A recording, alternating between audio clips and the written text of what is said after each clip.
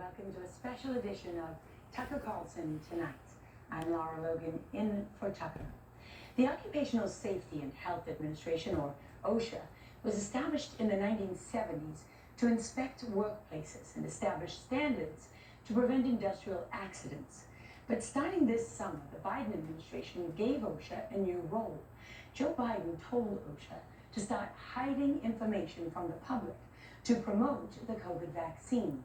Until this summer, OSHA required employers to retain records of any worker who suffered a serious side effect from the vaccine.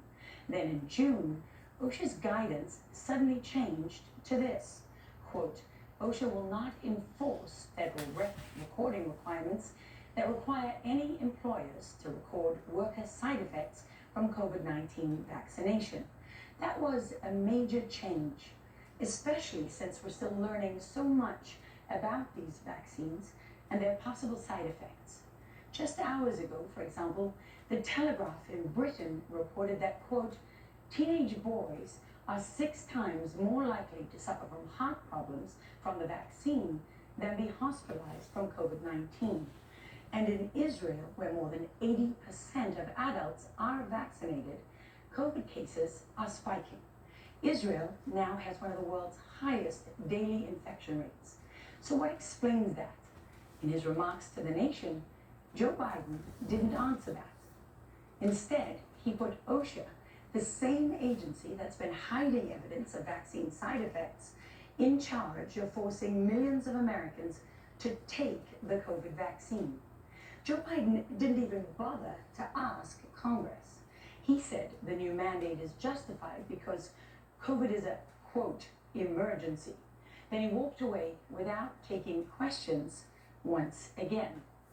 But let's look at the facts. On average, more than 98% of COVID-19 patients in the United States survive.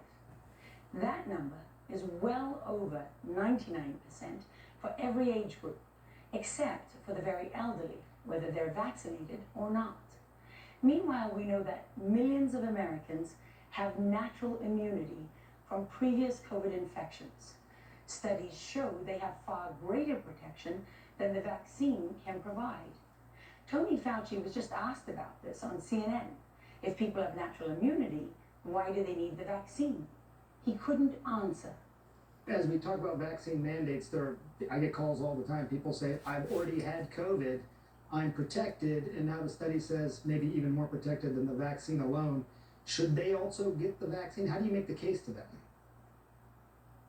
You know, that's a really good point, Sanjay. I don't have a really firm answer for you on that. That's something that we're going to have to discuss regarding the durability of the response.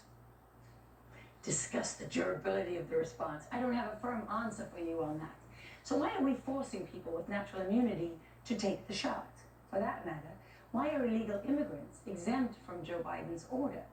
The Biden administration won't answer those questions either. Of course, our media is fine with all of this.